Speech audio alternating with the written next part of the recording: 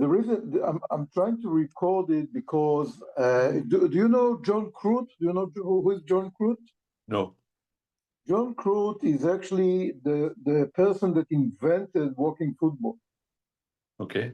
Everybody's saying, and he's quite persuasive by demonstrating how he did it. So he's actually the CEO or the chairman of Chesterfield Football Club.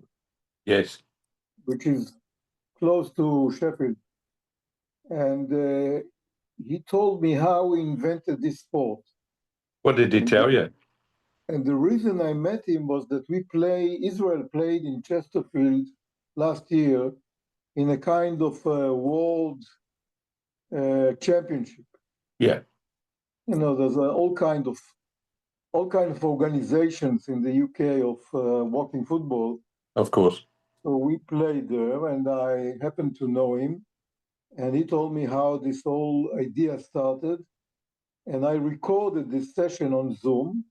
And the good thing about it that I could take parts of the conversation and put it on the internet with a translation. Right. So if I'm recording our session, and it will be important, I can translate it to Hebrew or whatever other language. Yeah. If we think, both of us think that the conversation was worth something. Okay. So this is what. So what did he tell you, Oded? What did he say?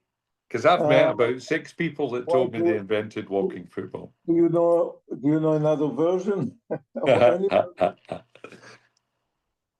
He told me that sometimes in 2000 and around 2011, a little bit before, there was a meeting in actually in Manchester United premises.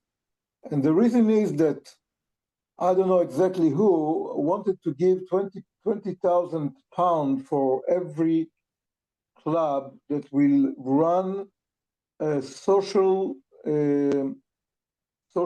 activities for the elder in its community. Usually it's about going to the pub of the club and playing cards or bridge or whatever, I don't know. Dominoes, yeah. And he said somehow this idea was in his mind. So he said, why shouldn't I use this money to start something like walking football that he has in mind? And this is what he did. Okay. So it all started in Chesterfield. That's the legend. And there is also even a plaque on the stadium telling the story of the walking football. And I can, if you want, I can give you the interview. That would be superb. What's his name again, Oded? John Crute. CROOT. Superb. I'll Google him. I'll Google it up and see if I can find him. But that would be a great interview to hear and maybe share with our listeners on Sunny G Radio. That would be superb. Yeah, I mean, if somebody invented this sport, this is not something that you can hear about every day. Yeah? No. Anyway, when did it start? Did you take it to Israel then? Did you take it there?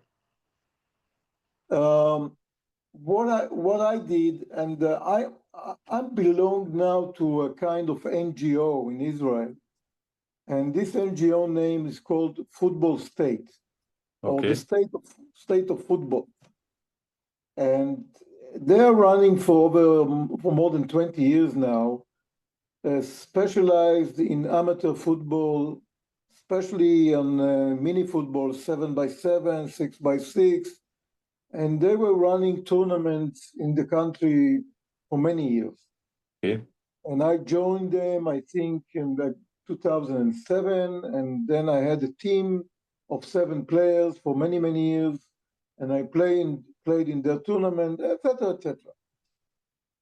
In 2011, which is exactly, I would say, a little bit right after the COVID pandemic started to fade away, at least here in Israel. 2021. In 2011, yes. I think it was August 2011. No, 2011. COVID was 2021, Oded. No, 21, of course, 4 years ago. Sorry. Yeah. Sorry, 2021, sure, 4 years ago. Okay. And they told me that in my hometown where I live, which is the hometown is called Ra'anana, it's about 15 kilometers north of Tel Aviv, something like this. Okay. And they said that there is a walking football team playing in Ra'anana. Ra'anana is a city, a small city of about 90,000 people, but there is a lot of Anglo-Saxon population here. Okay. From England, from Scotland, by the way, from South Africa, etc. You know, we get about. So we have quite a large community, and they started to play walking football because some of them played this sport in London. Yes.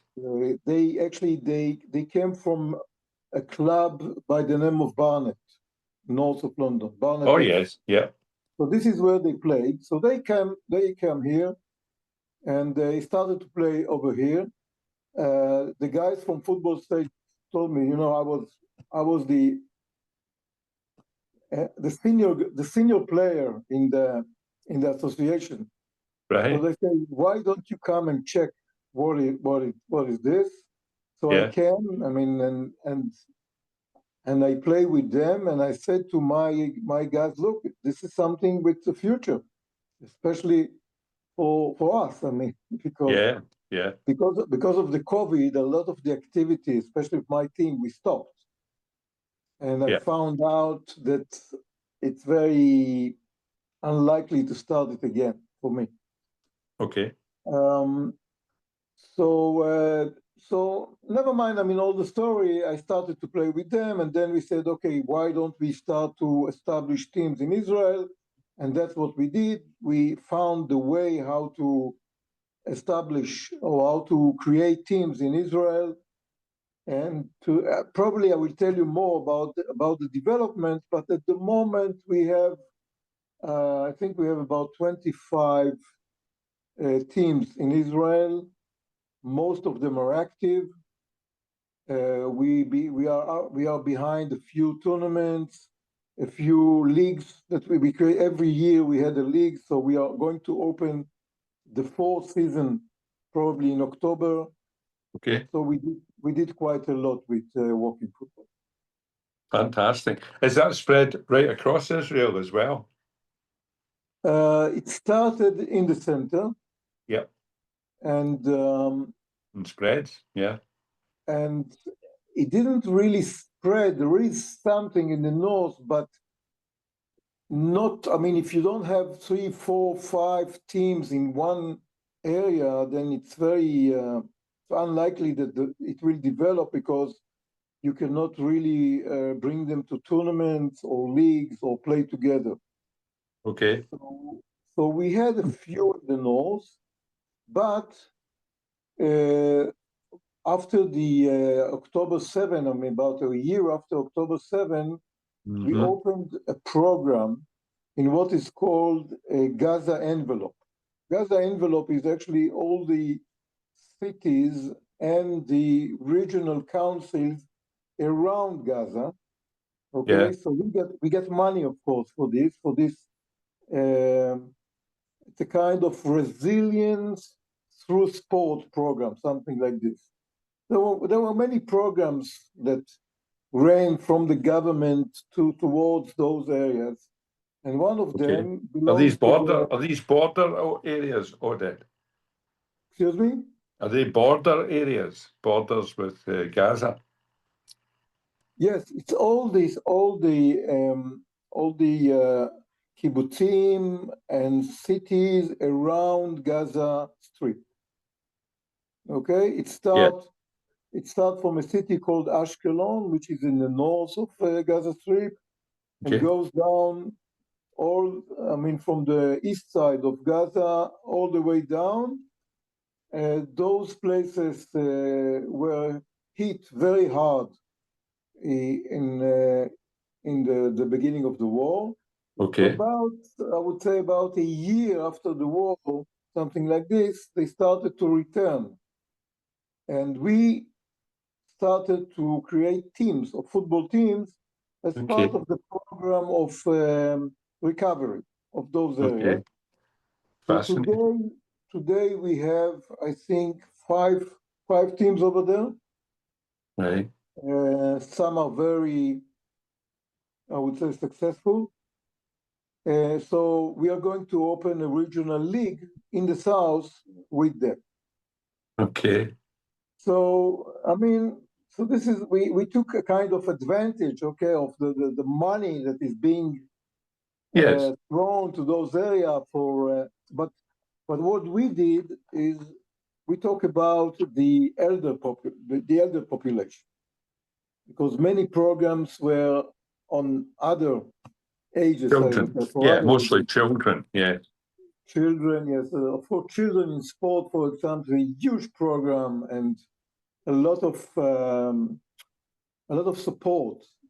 Even in the same area that we have, same municipality that we have elder team, they have a lot of children team, and some of them are supported by Borussia Dortmund, for example, when Okay. they came. And so we did it for the 60 years old guys, and it's fantastic. It's fantastic because some of them really hit very hard. Some of them lost family or friends or whatever. Because mostly, I don't know if you know what kibbutz is, what is kibbutzim, but kibbutz is a very close community. People Okay. are together, very close. So it's not just about losing family; it's losing friends and close friends. So so we develop it in the south. And as I told you, there are teams in Jerusalem, there are teams in the north. Most of the teams are in the center, where next to Tel Aviv and this area. So altogether, this is how it's developed. Would And there be any? Will there very be any Palestinians that are involved with that in those areas? There will be mixed areas, some of them. the word Palestinian is very. People don't know exactly what is Palestinian is. I mean, there are Arabs all over. Okay. There are Arabs who live in Israel. Okay. So they called Israeli Arabs. Yeah. Some may call themselves Palestinians, some may call themselves Israeli Arabs. So this is the Israeli Arabs. Okay. The Israeli Arabs, I mean, if we are a population of 10 million people in Israel, more than 2 million are Israeli Arabs. Okay. And they're fully integrated. They'll be involved And in some of the they walking are football. regular citizens of Israel. They have all the rights and whatever. So this is one big population. There Okay. is what is called the Palestinians, and they're divided to two areas. One is the West Bank, Yeah. and the other is in Gaza. Okay. They're about 2 million each, something like this. Nobody knows exactly what are the numbers. And so in the West Bank, they are under the Palestinian Authority. Yes. And in Gaza, they're under the Hamas. Yeah. And Okay. they don't speak to each other. So it's a different. So I know that there was at least one walking football in one of the towns of the Palestinian Authority, Okay. and which is not under war. I mean, Gaza is always under war, Yeah. coming Yeah. and going all the time. But in the Palestinian Authority, no, there is no war, and there was a walking football that I could see on Facebook. They trying to do so, but Okay. no, there is no. Also, one of the Israeli Arab clubs approached me, and they wanted to establish a team.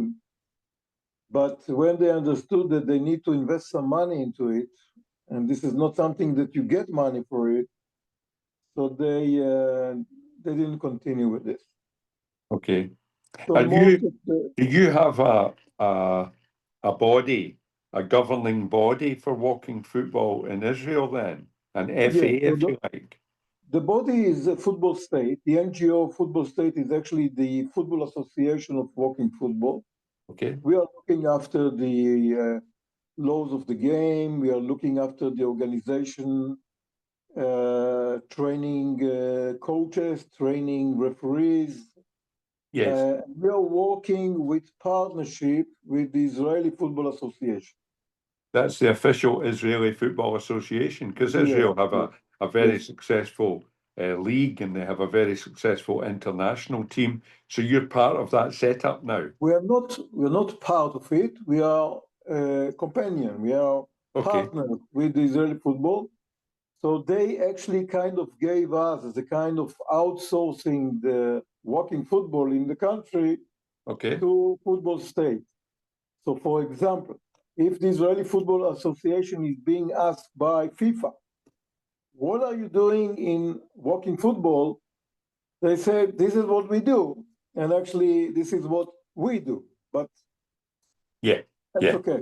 Yeah, They'll take the credit when it comes. Of course they will. Of course they will. of course, of course. What I is your mean, what is your team called? You said you've got about 25 teams across Israel. What's your team called, Oded? I belong to a team. There are two teams in Israel which are more interesting than the others because they have ex-players with them. Okay. These are players that play today. You can call it the Premier League, but Professional. in the 70s or in the 80s, Okay. no, Okay. there was no professional football those days. Okay. They were amateurs. Even when Israel played in the World Cup of 1970, actually it was an amateur Okay. national team. So they played in the 70s and the 80s, and there are two clubs that were formed by those players, and I play with one of them. Uh-huh. I'm not. I was not an. I didn't play football actually, never. But I'm a good player, so I'm playing with them. And only 2 weeks ago, we played in Budapest Wow. on international tournament. There were two English teams over there, a couple of Hungarian teams, some Macedonia, and a few Italian teams. Okay. So there were two categories, 50s and 60s. We played in the 60s, and So what's your team called? this is what is called. We called Old Boys Melabes. Sorry, but you Okay. see, this is the Fenerbahce flag that you see because the host of the tournament. I hope you see it. Yes. The host of the tournament was Ferencváros, Okay. the Hungarian team. So it was it was a very good organized tournament because of the resources of this club were behind the organization. Okay. It's quite a big club in Hungary. Never mind all that stuff. Did you win? We won. We won. You won. What Yeah, category? Over 60. 60. Yes, Where, we are very good. We are a very good team. where's the trophy? Where's the trophy? The trophy is with the captain. What I have here Your medal. is this, Yeah, I see the number one. I don't know if you see or your it's not. pennant. Yeah, I see it. Yeah. Well done. Congratulations. Yeah, yes, this is what we did, and we're very proud, of course. Yeah. And even they gave us the national anthem, which is very nice. Yeah. So walking football in Israel, and of course, as I said, quite the same team. I mean, we represent Israel almost with the same team. We represented Israel in Chesterfield in May last year. There was quite a big national teams tournament. We also played in the 60 category, and we took we came third at this Okay. tournament. It was our first international tournament. We Yeah. lost to England. We lost to England Good team. 1-0. Yeah. We lost to Sweden 1-0, Another good and team. Yeah. Yeah. all the others we won or we didn't lose. So this is the international story that we have. Okay. Um, Let me ask you. Let me ask you about your local club. Do you play once a week or twice a week, or how often do you play locally? in my club, we play once a week, Okay. every Now, Wednesday. at those sessions, is it only people that are going to be competing that want to play competitively, or are there people there just for the kick of the ball and some exercise? So there are all kind of teams. Let me maybe give you. I think that what I did, because I'm the developer of the working football. So when you develop a sport, you have to find a formula or a method. And the big question is how you gather people together in my age and let them know that they can play. Because I always say, look, if I want to gather 15 people, let's say 15, 20 people in my area, and tell them, let's play together, I don't have so many friends. Yeah. And Yeah. if I have some friends, they don't You play do football, now. You do now. or they can't play football. So the big question or the big problem or the big challenge is how to gather people to play together. Yeah. So in England, when I spoke to my friends in England. In England, first there is an initiative of a football club, like Chesterfield Community Trust, like many other fan clubs or whatever. So they said, okay, come to our premises, and instead of just sitting at the pub and talk about football, we will give you for 1 hour a week, we will give you some area to play. And then after you play, you can come back to the pub and continue to discuss or whatever you do. We don't have this, I would say, atmosphere or communities with the football clubs in Israel. We don't Right. have it. So the big question is how to gather those people. So the other option is to go to the municipalities, cities, or regional councils and tell them, look, what we want from you is that you will publish that you have a pitch somewhere, and there is an hour or 90 minutes that people can come and play together at the age of 50 plus or 60 or around 60. We will bring a coach or an instructor to this place, and maybe some of them will pay a little bit, some of them will be subsidized by the municipality or whatever. And this is how we started to form clubs like this, or teams. Not club, it's more teams. So there are cities like this in Israel that took this challenge, and people started to gather together and play working football. And I think what is really nice about it, and this is probably those people that you would like to hear about, not about ex-players. No. But people that came from home, some of them didn't play football for many, many years. And the reason is, of course, because they stopped sometime in their 40s, whatever, they stopped. Yeah. And they don't know where to play. And we created this opportunity for them. And what is interesting is that I'm saying all the time, people in our age that can practice sport, okay, they do it. Yeah. They go to swim, they go bicycle, they do walking, they do tennis, they do, I don't know, all kind of sports, but they don't do team sport. They do by themselves. Yeah. Golf. As individuals. Yeah. And team sport has values, especially in our age, which this is the most important part. And those values, for example, working in what is called Gaza envelope, because people gather together and they have some common interest, whatever it is. Yeah. And so you see that those teams started to they started to be together, not just Bond. on the Yeah. pitch, on the once a week training, but for example, if there is a European match or national football match, so they gather together in a pub or in Yeah. one of the houses of the players To watch the game. and watch the Yeah. game. And play other sports together. They become friends.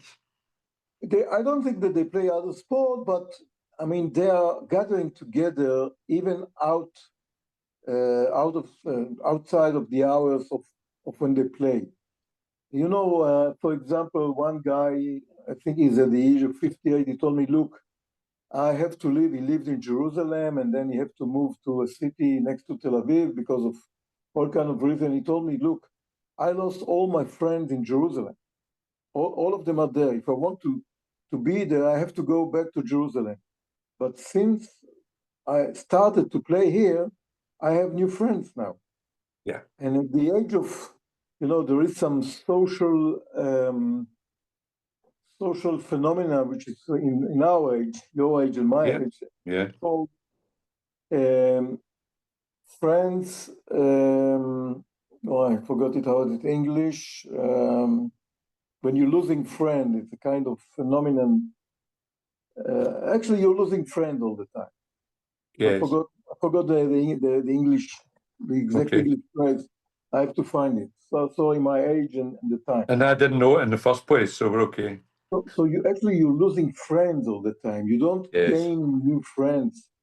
Yeah. And this is, I think, the biggest impact of team sport and, of course, walking football. It's one of the things that we talk about here is isolation. You become isolated as you get older. Bereavement can do that as well, Oded. The thing I was going to ask you about is the opposite of that, is inclusivity. Do we have women's walking football in Israel? It's open for everybody. When we start the team, women come, but they don't survive. Oh. They don't survive, and we don't have women team because men and women mixed genders. Maybe it's a nice idea, but it doesn't work well. And I think one of the reasons is that the development of football, let's say, at people in my age and women my age, football at the 70s or 80s didn't have a good, I would say, name. Especially actually, I would say a regular Jewish mother wouldn't like her son to be a football player. Okay. Better he would go to be a doctor or something else. Yes. You know what I mean? So there's cultural obstacles that we don't have here. So football was not a kind of. Of course, there was some glory for for really the outstanding players, but most of the people that play football didn't get much of appreciation, I would say, at the market. Well, it's the old joke where the mother says, "This is my son, Sydney, the doctor." You know, she wouldn't say, "This is my son, Sydney, the footballer." That wouldn't be the kudos that you're looking for there. So I see it's a different thing. Let me ask you this, Oded, because I have people. Today, women are much more into football. Yeah. Probably women at the age of 40, I would say you can form teams at this age, probably, but not 50, 60. It'll come. When they realize the men are out playing football all the time, they'll soon want to see what's going on. Oded, let me ask you something about, I'm conscious that I'm speaking to you and you're in Israel tonight. Whereabouts in Israel are you? Where do you live? Are you what? Where do you live? Where I live, as I told, I live in a city called Ra'anana, which is about 15 kilometers of Tel Aviv. Okay. North of Tel Aviv. I'm anxious to pitch this right. you're aware as I am that Israel politically, globally, Israel is a divisive name because of what we see, what's happening in Gaza, and people have got opinions and all the rest of it about it. Do you find that walking football and football is something that brings people together from different factions? Do you think it's something that we can use to build bridges? Because we all have to move forward, of course. Let me tell you about this. I mean, really, I'm not an expert on the situation. I have my views, but I don't think that they are related to football in any matter. But I would say that something interesting about football is that, I mean, the players, they are coming from every political mind that we have. Let's say that the whole spectrum. There are people coming from the left, people coming from the right. Some people are very more religious than others, all kinds of views. But what is interesting, really interesting, is that when we play, it has nothing to do with our political views when we play. And I think that I have friends from every aspect, every political aspect that they have, I don't care.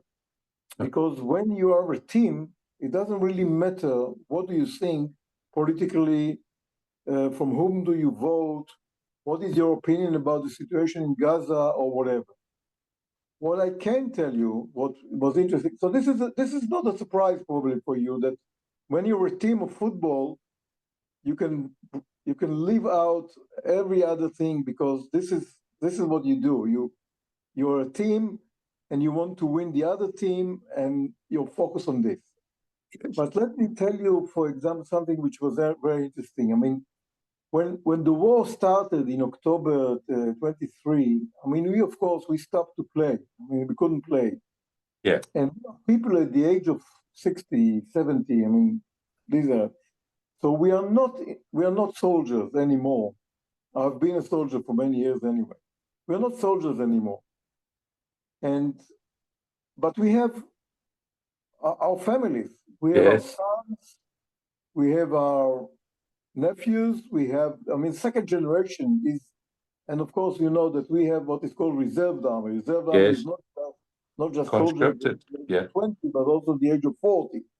And the people at the age of 40 are our sons, or our sons-in-law, or whatever. So about, I said, 6 weeks after the war started, I'm saying at the end of November, you could see in all the WhatsApp groups, you could feel that people say, why don't we come and play again? Why we sit at home and we watch TV and we feel worry and we want to do something else. So you see a team by team started to go back to play. And we started to play, I think at the end of November, the team started to gather again and went to play. And one of my team, I play in more than one team because I'm in train, not on the league, but I train with another team, which is right where I live. And one of the players didn't come, and I called him and I said, why aren't you coming? He said, look, I have a factory, which is, he owned it privately. And my son is the CEO of the factory, but also my son is in Gaza now. So I lost my most important employee. And I also worry because my son is in Gaza and also this employee. And I'm sitting all the time with WhatsApp, waiting for, bad news or watching TV, etc. I told him, Joseph, why don't you come? Forget it. I mean, so he came for a practice, and after the practice, he told me, it was the first 90 minutes that I forgot everything. Yeah. I was focusing only on the ball, only on the game, and since then he started to come to the training. So I think this is probably tell you the story of why it's so important to our life. It's very interesting, Oded, because most guests that I have on the show, you're a listener to the show, you'll know this. I try to find out what the secret of walking football is, because there's something magical about it that we can't quite put our finger on.